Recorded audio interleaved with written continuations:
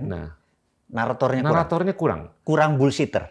Ya, bullshitter yang bisa nge-backup bullshitnya. Oke. Iya kan? Oke, that's good. Nah, ini gue That's mau a good ramu statement. nih. Inilah Endgame. Teman-teman, hari ini kita kedatangan teman dekat saya, Wowi Mardigu, yang sudah nggak perlu introduksi lagi karena videonya udah keren dan terkenal banget dan populer. Banyak lagi. Dia juga udah nulis banyak buku. Semoga bisa dinikmati. Bro, Siap. thank you bisa datang. Pleasure. Dan Senang bisa di sini. gue mau ngobrol sedikit mengenai masa kecil lo. Oke. Lo 1 tahun di bawah gue, Siap. lahir tahun 1964, Siap. terus belajar sempet di San Francisco. Siap. Lucunya lo belajar Criminal Minds. Betul. Itu kenapa? Karena lo mau jadi kriminal atau lo mau ngerti mengenai kriminal atau apa? Jadi gue ini come from Deso, Kamso, Siap, Madiun. Madiun. Oke. Jadi bokap adalah pensiunan angkatan udara, pangkatnya kapten. Oke. Jadi bercita-cita sekolah ke Amerika itu nggak mungkin. Nah, karena bokap dulu pindah-pindah ke Palembang 6 tahun, Balikpapan pindah tahun, udah pindah-pindah lah, namanya juga pangkat rendah ya gitu ya. Dari kecil. Pangkatnya apa? Kapten pensiun. Kapten. Wow. Pensiunnya kapten. Jadi Oke. bukan Oke. ini ya. Nah, waktu kecil entah bagaimana lihat guntingan koran tuh rumahnya Trump sekarang nih, White House. Gue gunting. Oke. Gue gunting taruh di kantong. Nah, selagi kecil tuh kan main gundu, kelereng. Gundu, oke. Zaman ini Oke. nggak Dulu zaman lo jago main kelereng? nggak juga. Oke. Pakai 1 tangan atau 2 tangan? Dua. Oke. Gue juga 2. Jadi pas main kan, kalau main pot tuh kan kalau main 3-3 keluar gitu ya. Pas keluarin ini jatuh itunya. Apa namanya? Gambarnya? Gambarnya. Oke. Ini di Palembang nih. Jadi baca-baca Palembang sedikit gitu ya. Terus teman-teman nanya, apa nih? Bilang gitu. Bilang, aku nak sekolah di sana. Mama no, dusun gitu ya. Gimana caranya? Ini orang dusun kita gitu. Rumah kita aja masih alas tanah gitu kan. Ya udah, sambil dengan nggak tahu ini saya taruh lagi gitu. Pindah Balikpapan kelas 5 SD sampai SMA saya di sana. Oke. SMP tepat. Oh, jadi bokap dipindah-pindahin? Pindah-pindah. Oke. Itu juga sama. Ini apa nih? Saya mau sekolah di sana. Nggak mungkin lah gitu ya gitu. Nah, waktu tahun 84-85 itu kan zamannya Pak Habibie nyekolahin anak-anak Iya, luar iya. negeri yang Oh, pinter-pinter banyak gitu tuh. ya. Iya, Eropa, Amerika, Ah, semua ya. dikirim. Nah, kita pengennya ke Amerika. Jadi kita bawa proposal ke Amerika. Itu kan the best student yang 9, 10 ijazahnya gitu kan. Pak Habibie dikirim. Tapi nilai gue cuma 6. 1 8-nya agama. anak NU. Satu. Terus hari pengumuman nggak keluar nama kita. Tapi entah gimana di sini tuh kayak nggak berubah gitu. Gimana ya? 3 hari kemudian ada surat dari Dekdikbud, suruh ke kantor Dekdikbud. Di kantor itu ada 1 anak pakai putih abu-abu, terus saya bilang, ya duduk sini, ada 2 orang duduk di sana gitu. Saya duduk samping, salaman gitu ya. Lu dipanggil juga? Iya gitu. Gak lama ada orang bawa dokumen. Datang sana dia bilang, ini 2 anak. Dia banting tuh, bah, lu kurang ajar lu berdua ya. Gara-gara lu mau sekolah ke Amerika, lu mikir dong, matematik 6, bahasa Inggris jelek segala macam, lu mikir mau sekolah ke Amerika, katanya lu ngomel sekitar 15 menit. Dalam hati gue, ini ada masalah sama bininya pasti gitu. Kita nggak kenal gitu. Singkat cerita dia bawa itu meja, dia bilang, lu berdua berangkat ke Amerika. Kita kaget. Gitu bilang, Setelah dimaki-maki, setelah disuruh dimaki-maki, berangkat. lu berangkat ke Amerika. Terus, lu jangan bangga dulu ya. Lu tahu, ada 6 tempat ke Amerika yang daftar cuma lu berdua. Jadi ini bukan karena pinter gitu berangkatnya. Karena ada kuota. Karena ada kuota.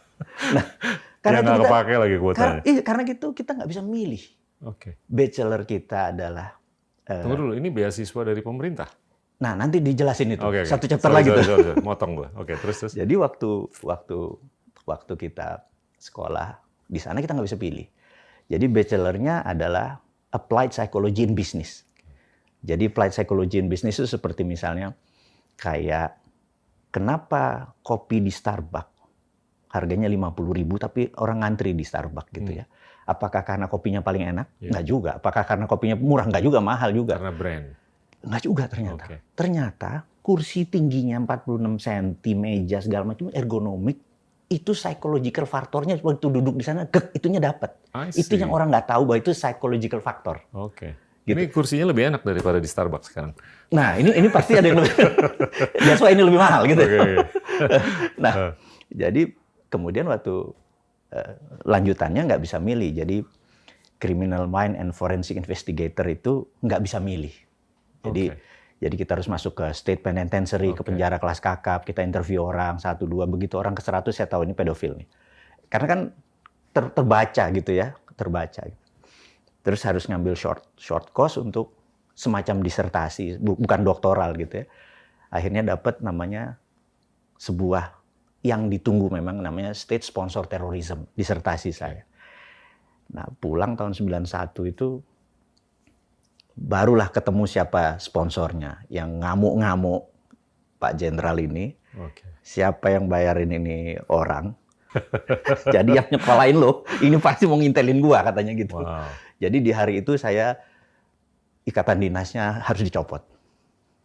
Jadi tidak harus membayar kewajiban. Akhirnya kita dekat dengan Shadow, itulah sejarahnya. Oke. Gitu. Jadi tidak. Berapa lama lo di SF? Almost 7 years, almost 6 something. Sampai S2? Sampai S2. Sampai tadi bukan doktoral, itu kayak short course 6 bulan, tapi sekolahnya untuk disertasi karena memang harus mengambil itu. Oke. Terus balik ikatan dinas langsung dicopot? 10 tahun harusnya. Hari itu dia langsung dicopot karena tugasnya kan nginteli Pak Beni atau Pak Harto kan. Dia bilang yang state sponsor terrorism itu gini. State sponsor terrorism ini gini. Dulu ada tahun 89 terkenal namanya Laurent Kabila. Laurent Kabila adalah rebel Kongo.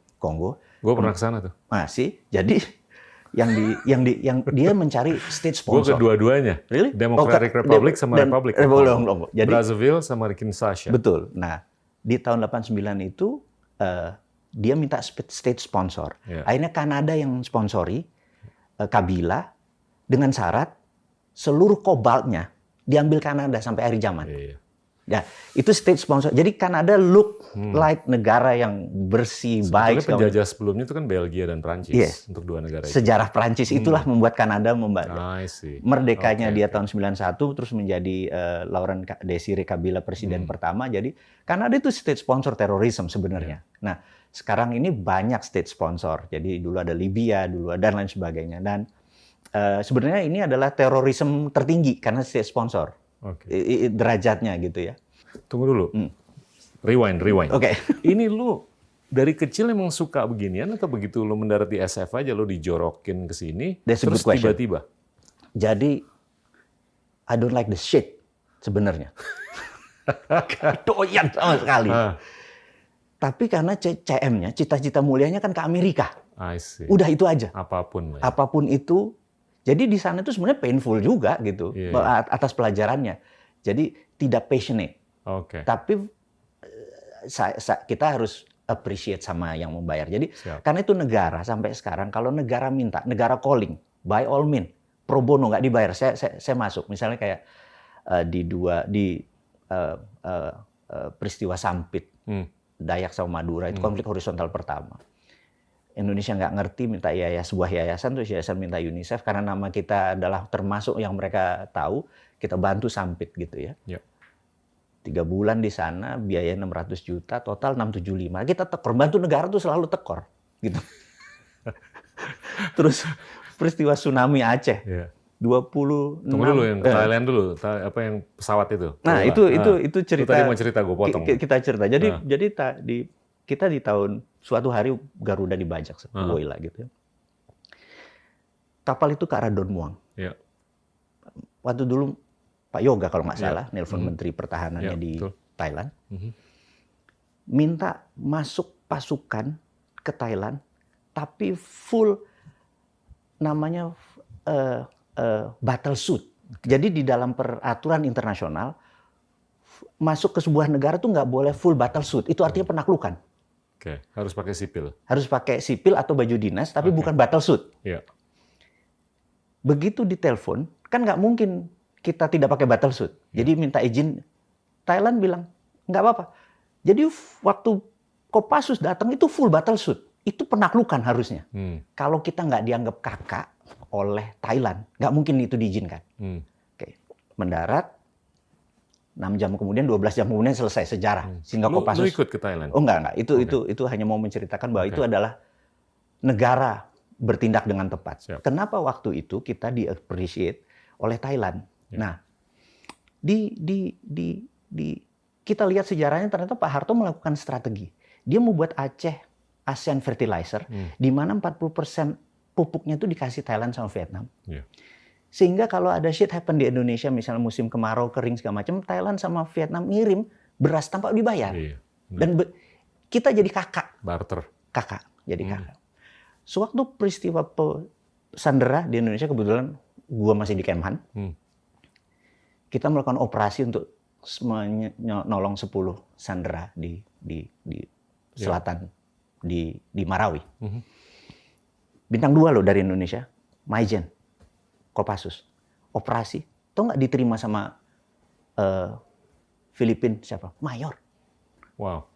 Saya bilang, gila loh, nggak dihargai Indonesia. Nggak tahu nih, kayaknya pemerintah sekarang nggak ngerti cara mengelola negara ini. Maaf, ini bukan, saya cuma bilang betapa dulu penuh dengan desain, penuh dengan itu sekarang.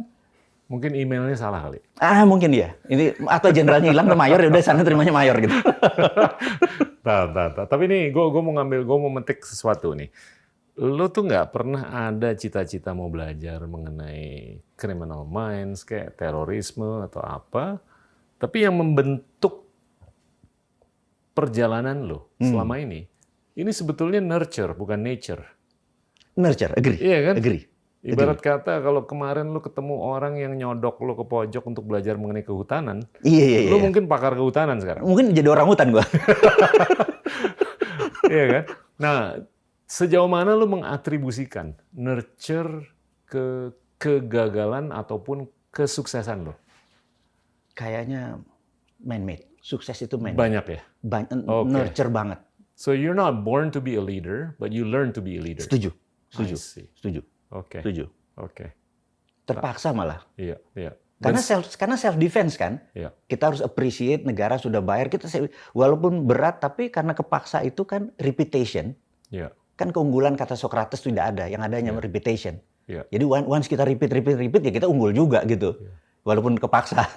Nah, kalau umpamanya lo dulu sekolah yang ngajarin lo untuk lebih ke sayap kiri, mungkin nggak sih lo berontak untuk mengsentralisasikan diri atau menyayapkan kanan diri?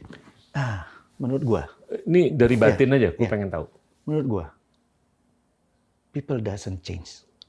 Okay. Sekali gua ngelihat barat, gua akan barat sampai mati. Cuman begitu wisdom gua ada, perspektif gua melebar aja. Tapi gue nggak mungkin ke timur, gitu. Oke. Artinya ada beberapa hal di mana lo terpengaruh oleh lingkungan, betul. Tapi ada beberapa hal yang harus, yang consciousness, kayaknya fix gitu ya, betul. Baku lah ya. Betul. Oke. Apa hal-hal yang baku di diri lo? Lo mau ditaruh di hutan kayak, mau di laut kayak, mau di San Francisco atau di mana yang nggak berubah dari kecil sampai sekarang? Gue tuh cinta Indonesia. Oke.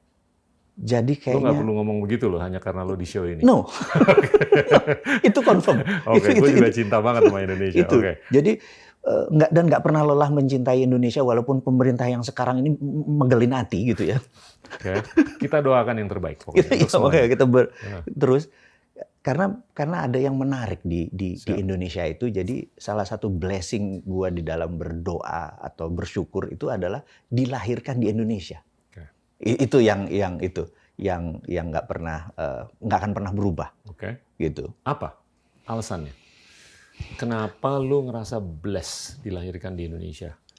Bukan di Singapura, bukan di Norway, bukan di Amerika atau di New Zealand. Menarik ini. Jadi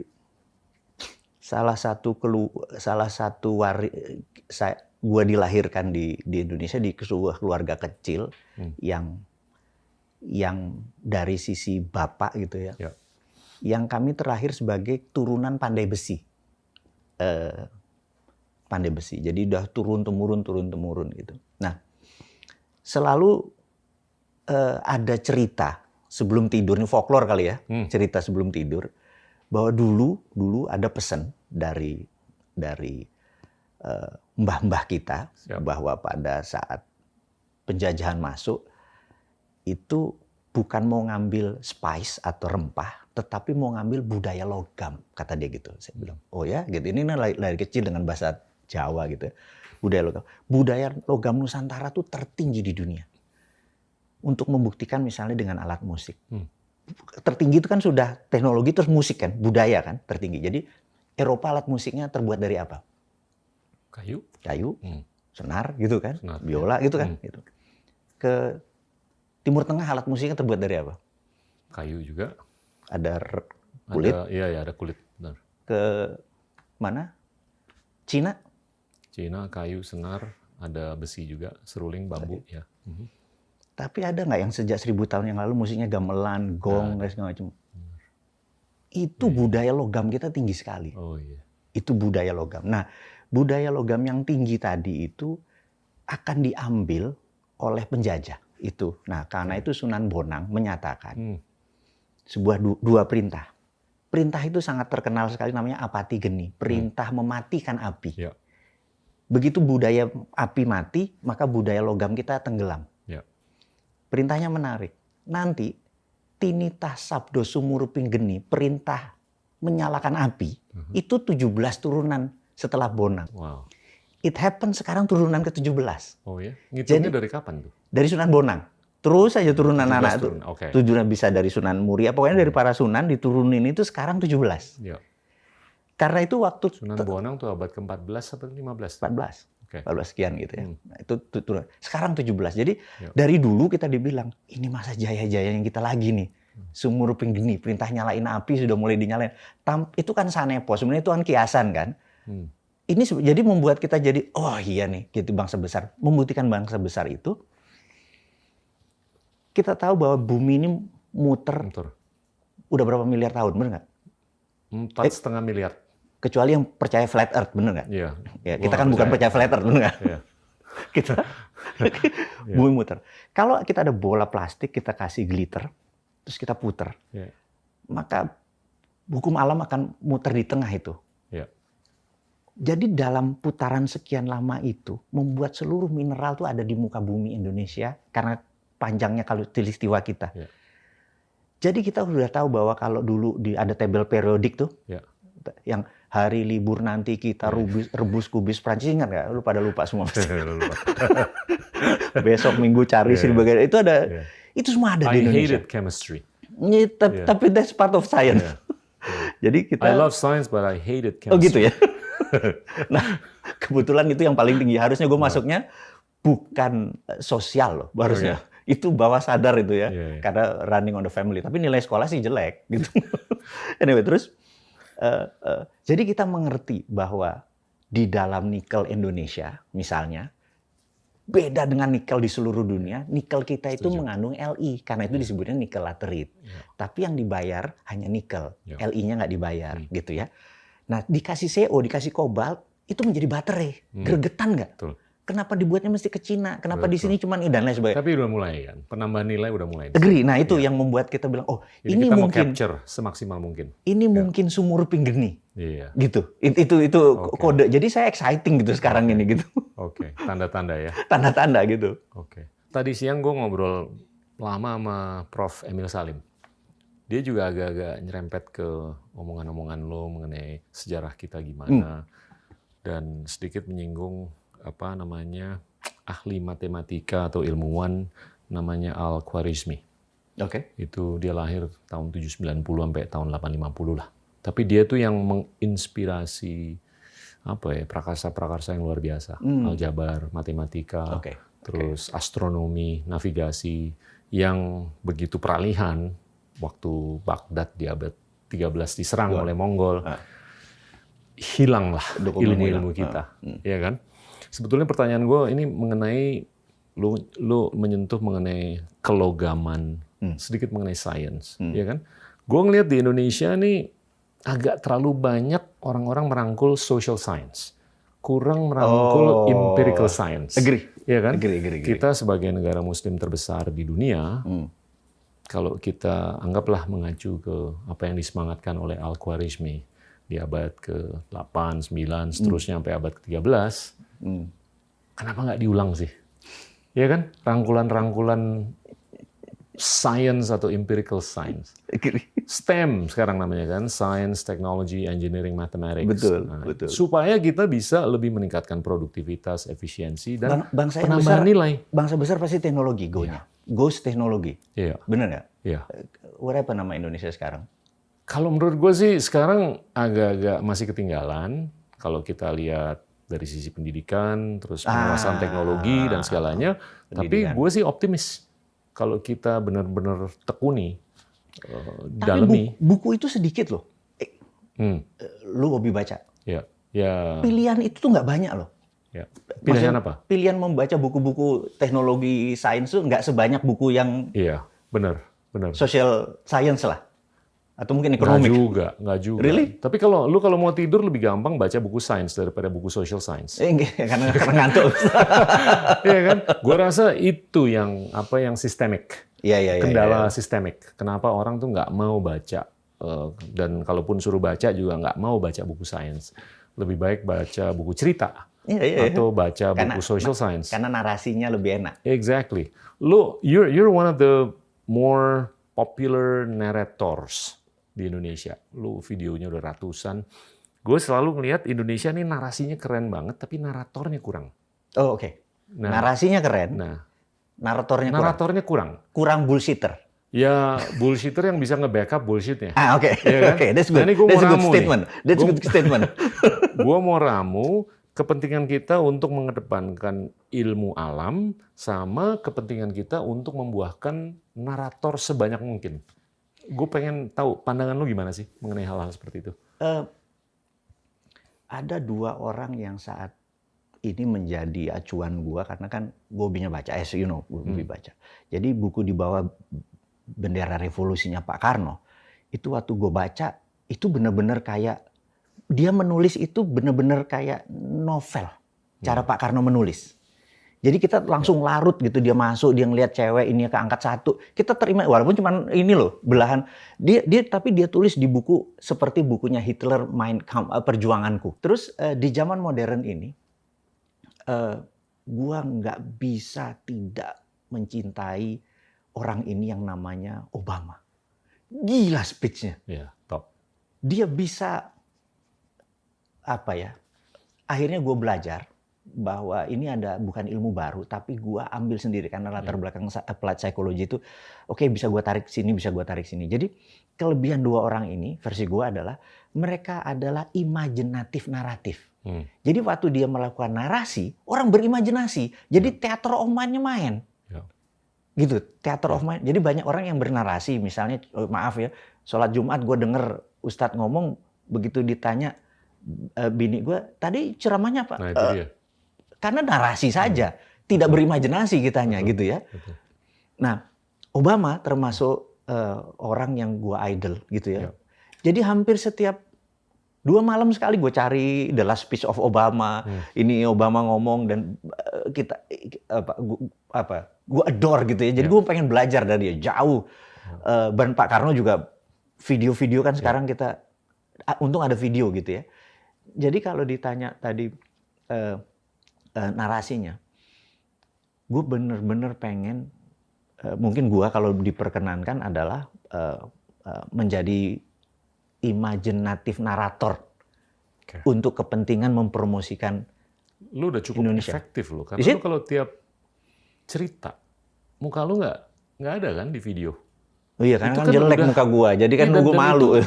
Tanpa muka lu aja lu udah bisa memicu orang, memprovokasi orang untuk berimajinasi. Asik, Ya kan? oke. Itu kalau menurut gua mencerdaskan. Asik. Iya kan? Supaya orang bisa stretch the imagination. Betul. Tapi gua mau rewind dikit deh, balik ke Obama. Being the devil's advocate, ya. Siapa nih? Banyak kritikan mengenai Obama adalah pidato tuh nggak menjawab segalanya. Agree. Ya kan? Ujung-ujungnya lo harus bisa korelasikan ke aksi. Nah, dia termasuk yang mana nih? Kalau menurut gua banyak yang tetap ngeritik dia. Dia mungkin pidatonya oke banget. Tapi banyak hal-hal yang dia bisa lakukan tidak dilakukan selama 8 tahun. Good. Oke? Agree. Kalau gue sih mungkin agak-agak bisa berdebat di topik itu ya. Tapi salah satu yang dikritik oleh banyak orang, khususnya yang di sayap kanan, adalah mungkin dia menggelembungkan defisit. Tapi kalau gue lihat Republik pasca Obama lebih menggelembungkan defisit. Ya, waktu itu kan dia menggelembungkan defisit karena pencetakan uang atau quantitative easing 2009 ke atas. Ya karena shit happen kan 2008-nya. Iya. Dan yang kedua mungkin dia, ini bukan dari sayap kanan tapi dari beberapa sumber atau sudut, dia mungkin kurang mengeluarkan regulatory oversight yang ketat terhadap sektor perbankan.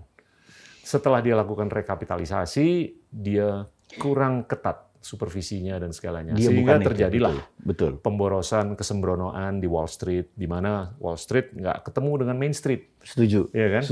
Setuju. Ya, kalau Dan yang gua, parah menurut gua, Obama adalah sewaktu dia Obamacare itu membuat pharmaceutical menjadi ya jadi kalau sekarang di belakangnya COVID adalah pharmaceutical yang sakit hati, kita nggak heran gitu.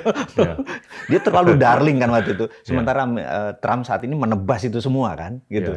Ya gue bilang wah ini dia take a side ini di bernegaranya gitu kan. Betul. Harusnya bernegara kan nggak ada take a side ya, nggak ada. Ya IPO, Lexus, Wood Hankam ya udah rata. Jangan satu yang lebih gitu. Dia waktu itu melakukan itu. Anyway, tapi yang saya pikir adalah kita belajar banyak. Kita ambil bagus-bagusnya aja. Tapi gue pengen balik ke lo nih. Oke. Lo tuh sebetulnya cukup bisa menjadi imaginative narrator, ya kan? Tapi gimana supaya Indonesia tuh bisa memass produce narator-narator? Karena yang bikin gue sebel tuh kalau kita ke luar negeri, orang tuh lebih seneng ngobrol mengenai India, Tiongkok, ya kan? Kalau India, gue paham lah karena mereka jago ngecap, ya kan? Dan they like to argue for the sake of arguing, bukan for the sake of the substance. Iya, betul. Iya kan? Kalau China, ya karena mereka produsen, they're the factory of the world, ya inevitably mereka harus diperbincangkan. Negara kecil, Singapura, yang populasinya cuma 5,5 juta, itu jadi topik pembicaraan. Bahkan bisa menyinarkan soft power yang jauh lebih banyak daripada kita. Padahal kita gila loh, 270 juta, third biggest democracy, fourth most populous country. Kurang narator kan? Gimana supaya ada 100 narator? Dia bisa ngajar di sekolah yang keren di Eropa, di Jepang, di Tiongkok, Australia, Amerika. Dia bisa menemukan sesuatu yang keren banget, yang bisa diperbincangkan oleh dunia. Tanpa mengurangi rasa hormat ke bangsa Indonesia. Budaya Indonesia itu budaya pitutur. Bertutur. Bukan budaya baca. Jadi bagaimana membuat budaya kita baca, dan pada saat baca dia ininya main kan. Nah, kita harus mempromosikan membaca, tapi dari yang sederhana dulu. Jadi kebiasaan misalnya, all presiden Amerika, atau first lady-nya selalu datang ke TK-TK bacain. Nah, apa kita harus buat gerakan Indonesia membaca kali ya?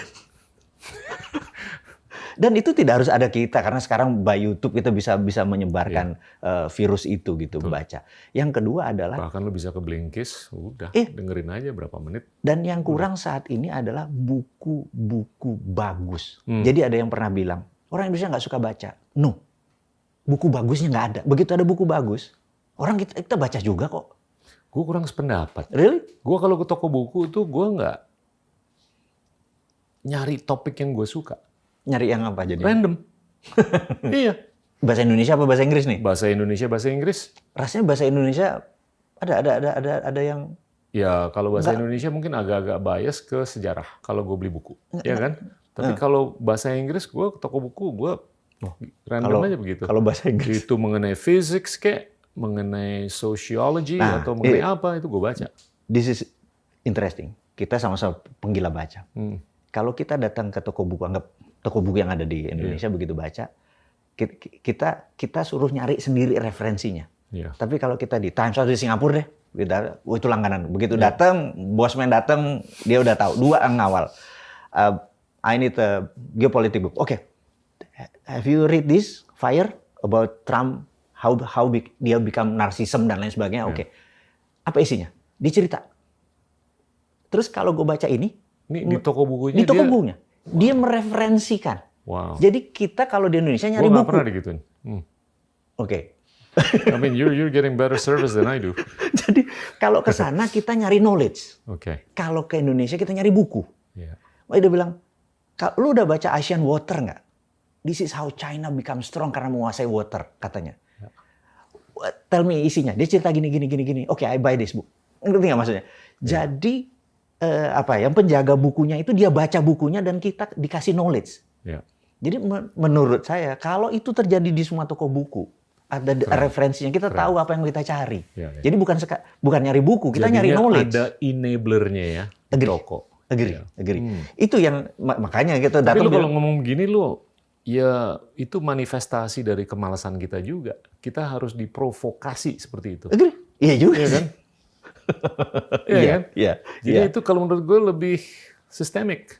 Itu di-spoil sih sebenarnya kitanya. Kan? Dan diarahkan, di leading untuk dibaca gitu. Iya. Nah, how do we fix that? Harus di-enable dulu, baru nanti lama-kelamaan enabler-nya ditarik supaya mereka secara innate mau datang sendiri ke toko buku atau ke Amazon atau kemana, mesen. Kan kita kalau naik sepeda roda 4 jadi roda 2, kita harus begitu dulu. Paham. Begitu. Menurutku ya harus di-guide. Karena nature itu sedikit orang dibentuk dengan kebanyakan nurture. Oke, lu suka baca buku geopolitik. Sekarang kan, atau akhir-akhir ini kan, yang rame ini kan decoupling kan, antara Tiongkok dengan Amerika. Ya. Beberapa waktu yang lalu, Konsulat Jenderal Tiongkok di Houston ditutup, ya kan? Hari ini harus keluar. Iya. Nah, ini dampak ke Indonesia gimana nih? Riak-riak antara Amerika dengan Tiongkok. Inilah Endgame.